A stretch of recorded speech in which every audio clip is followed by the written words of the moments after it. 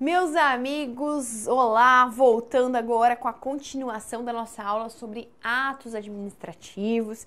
Lá no primeiro bloco, nós vimos o que é o ato administrativo, né? O que é este ato? Nós vimos também quais são os requisitos, os elementos do ato administrativo.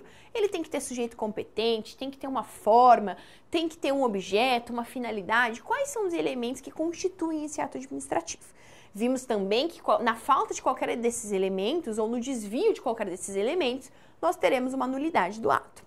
E por fim, nós podemos observar um pouco, nós falamos um pouquinho sobre discricionariedade e vinculação, qual que é a diferença de cada uma e quais dos elementos do ato são discricionários e quais são vinculados via de regra. Agora nós vamos falar um pouquinho sobre uma coisa super interessante dentro do direito administrativo, que é mérito administrativo e legalidade. Vamos comigo lá na lousa, olha só. A legalidade, gente, é algo que vai tratar do que a lei prevê. Este ato é contrário à lei? Se for contrário à lei, nós teremos um juízo de legalidade.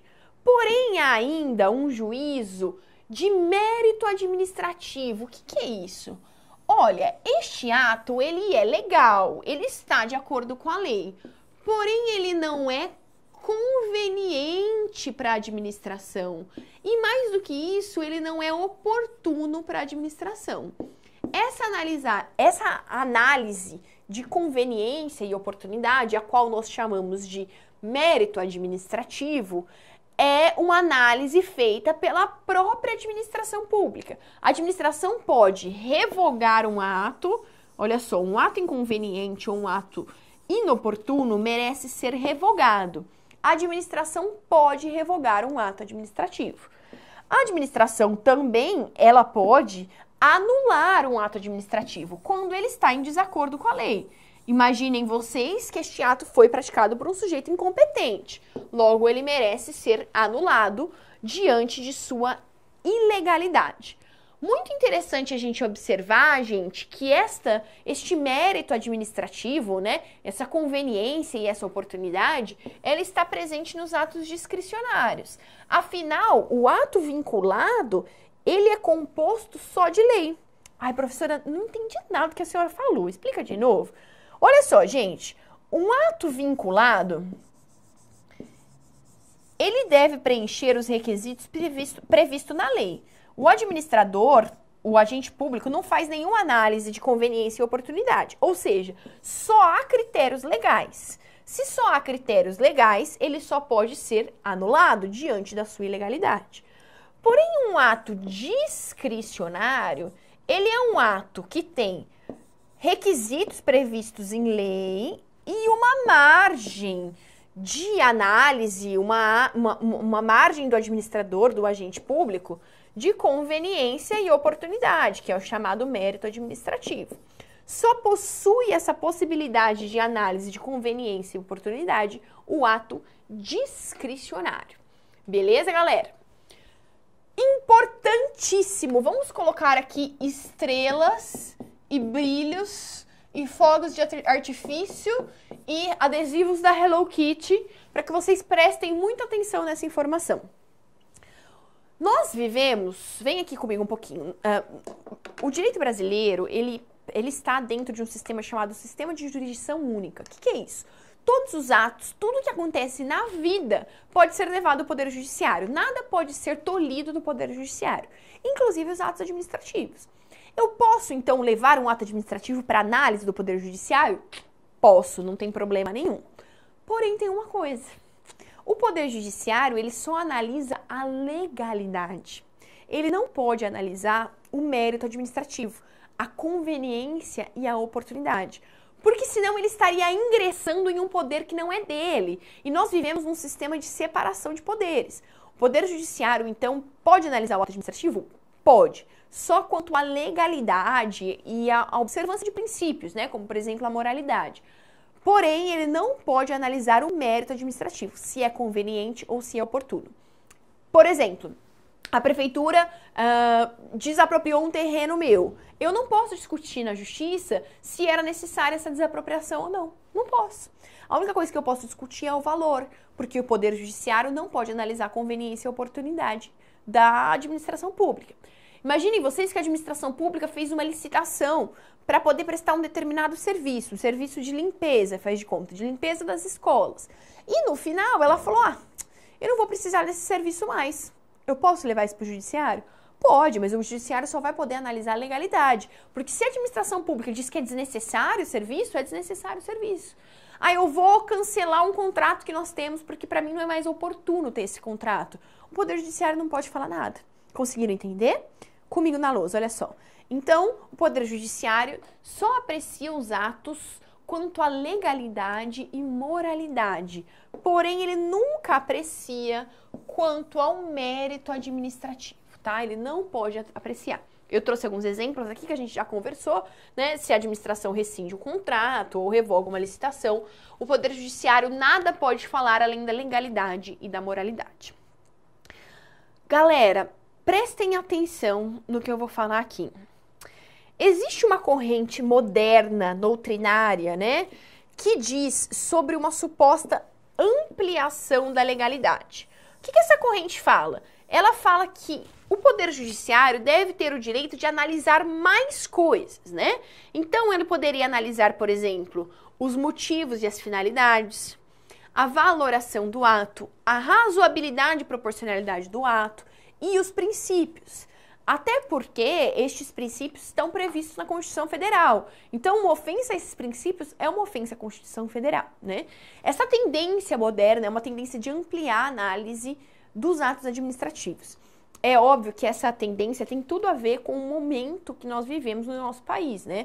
Hoje nós estamos em um momento de ilegalidades absurdas dentro da administração pública e o Poder Judiciário cada vez mais tem aumentado o seu papel para tentar igualar essa situação de injustiça geral que assola a população brasileira. Então, a doutrina moderna fala nessa ampliação de atuação do judiciário, porém, você, estudante, que vai prestar o concurso, você não vai colocar isso no seu concurso, porque a sua prova quer saber o seguinte, que o Poder Judiciário só trata de legalidade. É isso, e é isso que você vai pôr na sua prova, tá bom? Então, essa discussão sobre essa ampliação dos atos administrativos, da análise do judiciário sobre atos administrativos, é uma discussão eventualmente para uma segunda fase de um concurso, né? Não é algo que você vai pôr na sua prova objetiva. Exceto se você estiver prestando uma prova aí com um nível muito elevado, talvez magistratura, Ministério Público, pode ser que haja esse tipo de cobrança. Mas para provas de ensino médio, nós vamos nos ater à informação de que o Poder Judiciário analisa a legalidade.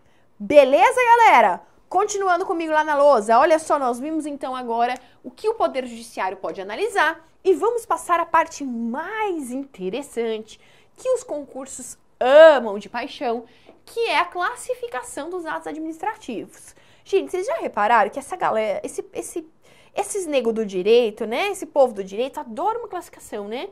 Tudo tem um monte de classificação com um monte de nome e a gente olha e pensa, Jesus, eu nunca vou decorar tudo isso. Mas você vai decorar, até porque você não precisa decorar, você só precisa entender. Vamos lá, então, classificação dos atos, galera, quanto às prerrogativas.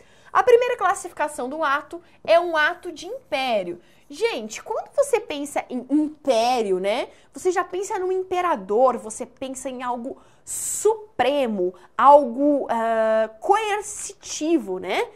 Os atos de império são justamente isso, são aqueles atos que demonstram a supremacia da administração pública. São atos que impõem obrigações de forma unilateral e coercitiva, do tipo, vou desapropriar sua área, vou apreender suas mercadorias, vou fechar o seu estabelecimento.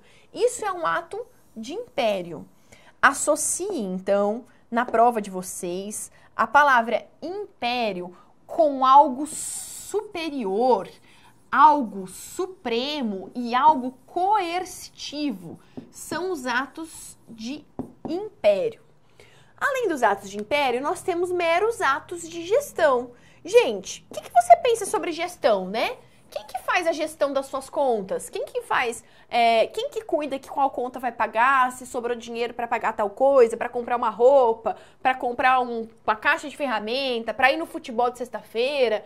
Quem que faz a gestão do seu dinheiro? Quando a gente pensa em gestão, a gente pensa numa organização interna. Por isso que os atos de gestão são aqueles praticados pela administração pública sem valer-se da sua supremacia. São atos regidos pelo direito privado, no qual a administração ela não usa suas prerrogativas, mas ela se coloca em pé de igualdade com os particulares. Olha que interessante, os atos de gestão, gente, são aqueles assim, ó. A administração pública, ela precisa de um ar-condicionado, não precisa? A administração pública, a prefeitura, imagina uma prefeitura de uma cidade, ela precisa de um lugar para funcionar, ela vai ter que alugar um prédio. A prefeitura precisa comprar papel higiênico, a prefeitura precisa comprar saco de lixo, né? Então tem vários atos da administração pública que são atos de gestão, atos da administração cuidando dela mesma, né? Igual você na sua casa. Você faz compra, você põe o lixo para fora, você limpa a casa, isso é um ato de gestão. Você que faz a gestão da sua casa, né? Alguns doutrinadores dizem, inclusive, que atos de gestão não são atos administrativos. Eles falam assim, olha, atos de gestão são atos que provêm da administração, ou seja, são atos da administração, mas não são atos administrativos. Alguns doutrinadores dizem isso. Mas nós vamos continuar se atendo aí à ideia dos atos de gestão versus os atos de império. Então, os atos de império são aqueles que a administração pública usa do seu poder imperial, né? O seu poder de supremacia. E os atos de gestão são aquelas que ela cuida da própria casa. E a gente tem ainda alguns doutrinadores, eles vêm com uma terceira classificação. Vão comigo lá na lousa. Não são todos, viu, gente? Alguns doutrinadores não trazem essa terceira classificação. Mas de atos de expediente, que são dar andamentos a papéis e processos que tramitam perante a administração pública. Muito bem, segunda classificação. A segunda classificação, gente, ela tem a ver com a função da vontade. Olha só, nós temos os atos administrativos propriamente ditos e puros. São aqueles cuja declaração de vontade é para obter efeito jurídico previstos em lei, como demissão, tombamento, etc. E nós temos meros atos administrativos, que são a declaração de opinião, conhecimento ou desejo. Galera, lembra que lá no começo do outro bloco a gente falou que atos administrativos criam direitos, extinguem direitos, modificam direitos? Estes atos propriamente ditos são atos da administração que possuem essa função. Eles criam, extinguem, modificam, eles são atos propriamente ditos. Atos que vão mexer com a vida do particular, que vão mexer com a vida da sociedade. Enquanto os outros atos, que são atos meramente, né, administrativos, são atos que a administração vai dar uma opinião. Você pergunta para a administração, é correto tal procedimento? E ela fala, é. Você faz uma consulta, é algo que ela só está emitindo um parecer, né? Uma opinião dela. Não é nada que tem um efeito vinculativo. Volta lá na lousa comigo, olha só. Eu trouxe alguns exemplos para vocês para ficar mais fácil. Por exemplo, um voto. A administração, quando ela provê um voto, né? Ela está demonstrando o seu desejo. Ou então, por exemplo, uma certidão. Olha, uma certidão de que você não possui nenhum imposto em aberto. Essa certidão é para um mero conhecimento, né? De que você não possui um imposto em aberto. Ela não cria, extingue, modifica nada. Ou um parecer, que nada mais é que a declaração da opinião. Por exemplo, um parecer do município sobre a abertura de um shopping numa área, vamos supor, numa área residencial. É um simples parecer, tá? São considerados meros atos administrativos.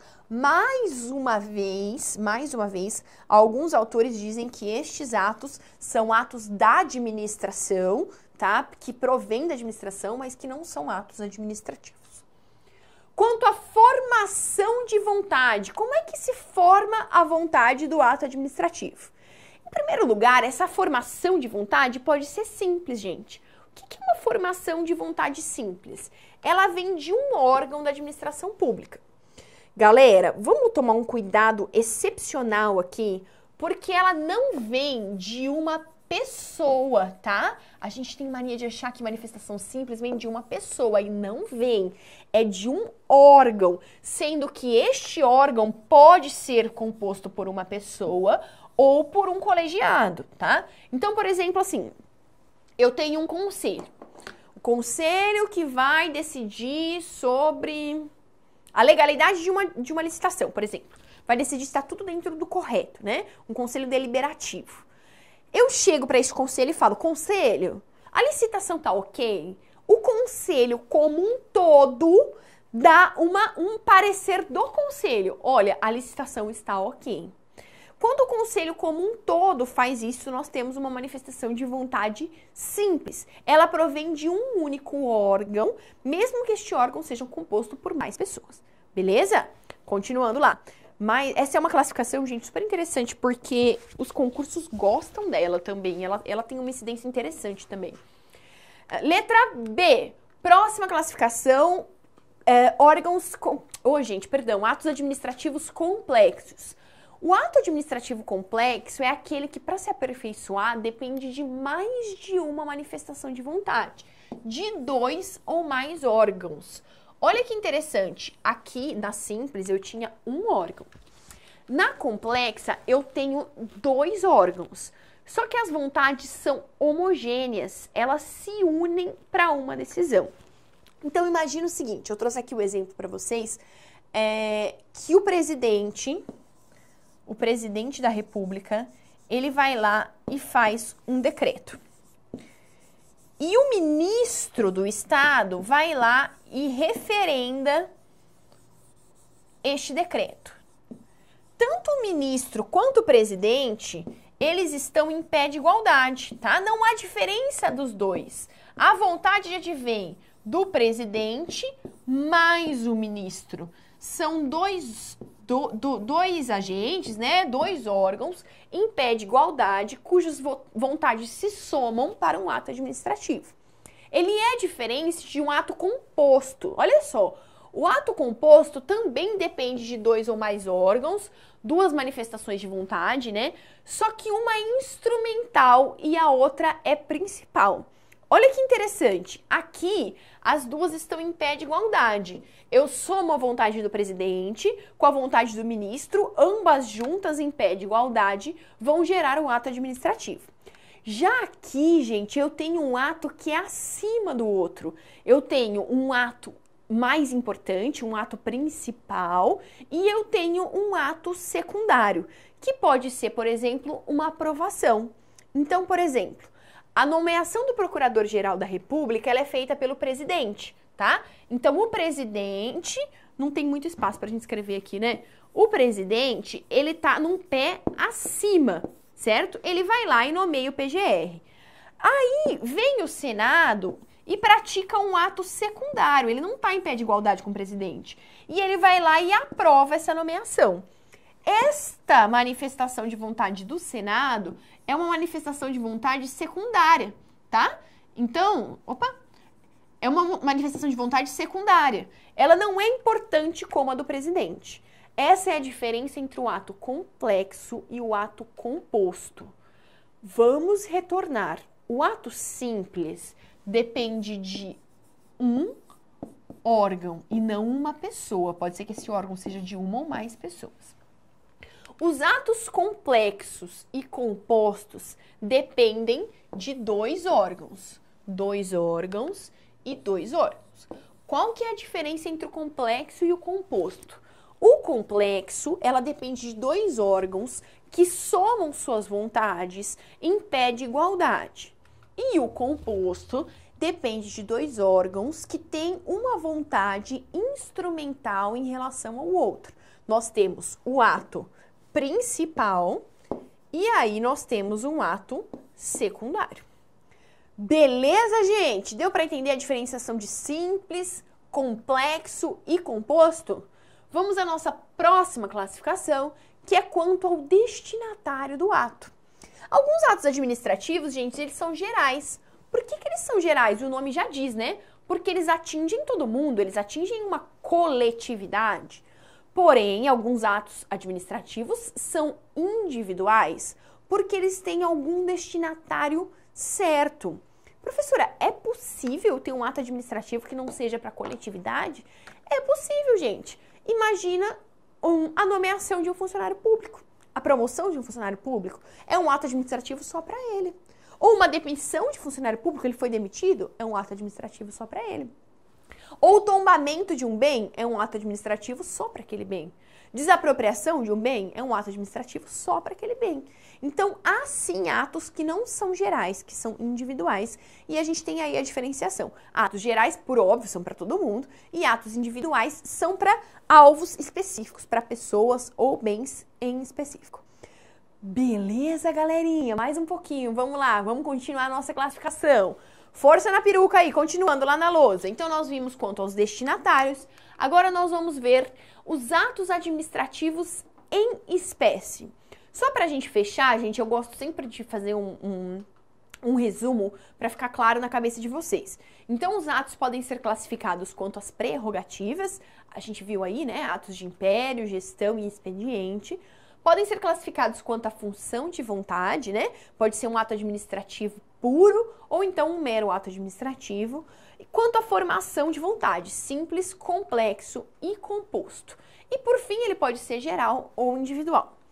Galera, você que está com o seu livro, com a sua apostila agora, você deve estar lendo e deve estar pensando, professora, no meu não tem todas essas classificações, ou então no meu tem mais classificações. Como eu venho dizendo sempre, né, cada doutrinador tem uma classificação que ele acha correta e há uma divergência muito grande doutrinária.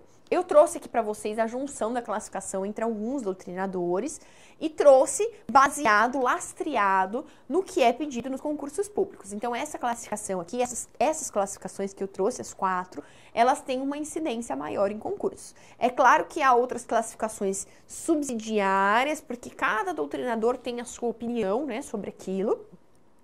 Não que não sejam importantes, mas não tem uma incidência em concurso. Beleza? Muito bem. Nós já vimos a classificação dos atos administrativos, nós já vimos os requisitos dos atos administrativos, mas agora a gente vai ver alguns atos administrativos em espécie, ou seja, quais cada um dos atos administrativos, né? Como é que pode ser um ato administrativo? É uma licença? Como é que é este ato administrativo em si, materialmente? Comigo lá na lousa. Então, o nosso primeiro ato administrativo em espécie chama autorização. Autorizar, gente, é uma coisa bem fácil de lembrar, né? Porque autorização é um ato administrativo pelo qual o Estado permite o particular que ele desempenhe alguma atividade ou um ato. Então, por exemplo, ele permite o porte de armas. Ele autoriza que se trabalhe com determinado material. Ele autoriza que se explore determinado minério. Isso é uma autorização. Igual a gente pede igual você pede para sua mãe, sabe?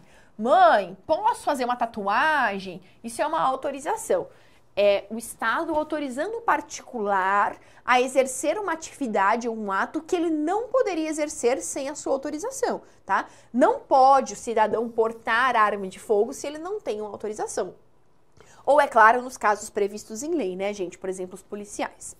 Então, a autorização ela serve para deixar o particular desempenhar uma atividade, ou então usar um bem público, ou explorar um serviço público. Então, é a administração deixando o administrado fazer algo. É um ato unilateral, ou seja, não é um negócio, né? É diferente de uma compra e venda, que eu compro e o cara vende, eu dou o dinheiro, o cara dá o carro, que é bilateral. Aqui é unilateral, tá? É discricionário, ou seja, a administração vai ver se é conveniente, vai ver se é oportuno, né? Ela não vai dar para todo mundo isso aí. E é precário. Um ato precário, gente, significa que é um ato que pode ser retirado a qualquer momento. Eu dou autorização e se em qualquer momento essa autorização não for mais conveniente e oportuna para mim, eu retiro a autorização. Beleza?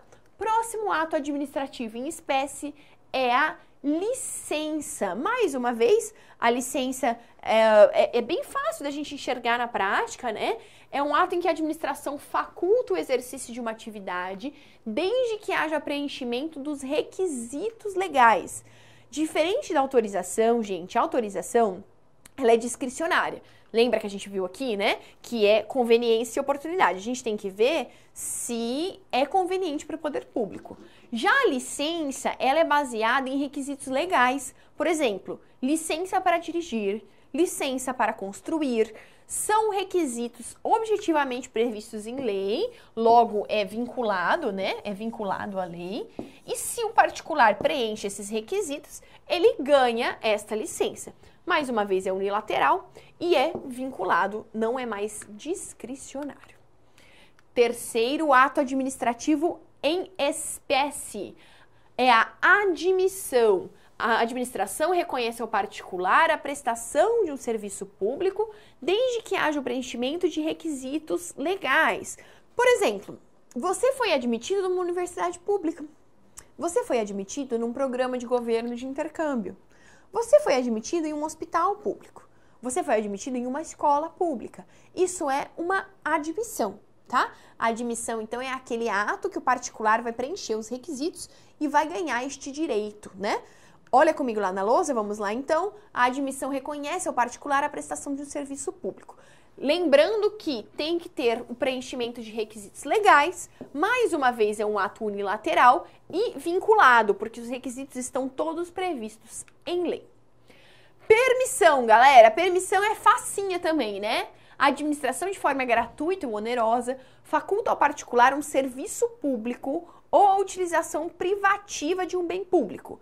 É um ato unilateral, provém de um lado só, né? É discricionário, eu vou analisar conveniência e oportunidade, e é precário. Hora que eu não quiser mais, eu revogo. Nós temos aqui o exemplo das permissionárias de serviço público.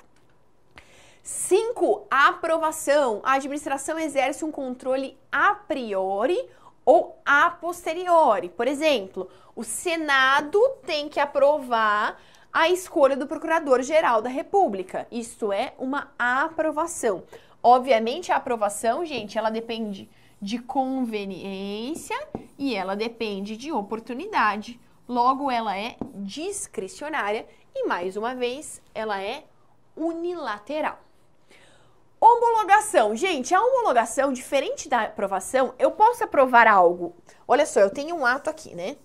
Eu posso aprovar algo antes desse ato, né? Então, antes do ato acontecer, eu aprovo. Olha, eu vou nomear o Procurador-Geral da República, o fulano. Pode? Pode. Ou ela pode ser depois do ato.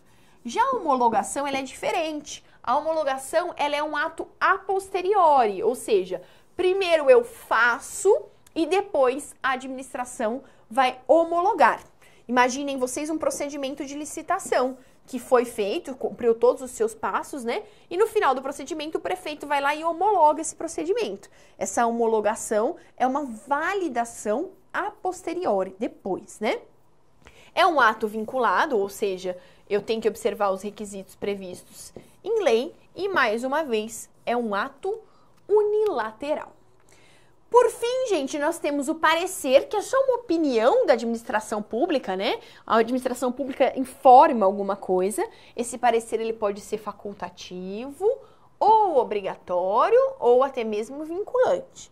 E o visto, que é quando a autoridade atesta a legitimidade formal de um ato. Então, ela vai lá e vista o ato. Ela diz, olha, formalmente este ato está dentro dos conformes. Para a gente ter uma visão geral destes atos, né, eu fiz uma tabelinha para vocês aqui. Vamos olhar uma por um e recordar os atos administrativos em espécie.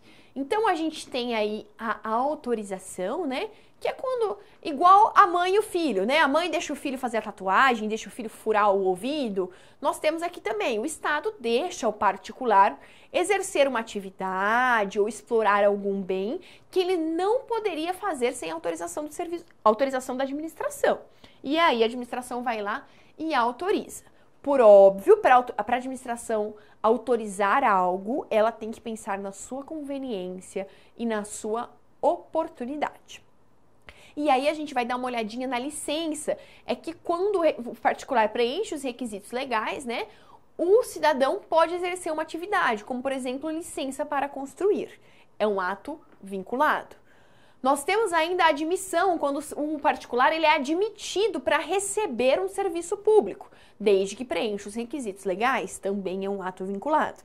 Nós temos ainda a permissão, quando o particular é permitido, é facultado exercer um serviço público ou usar um bem público. É um ato discricionário. Nós temos a aprovação, que é quando a administração aprova algo antes ou depois, né? Ela permite algo antes ou depois, que é discricionário.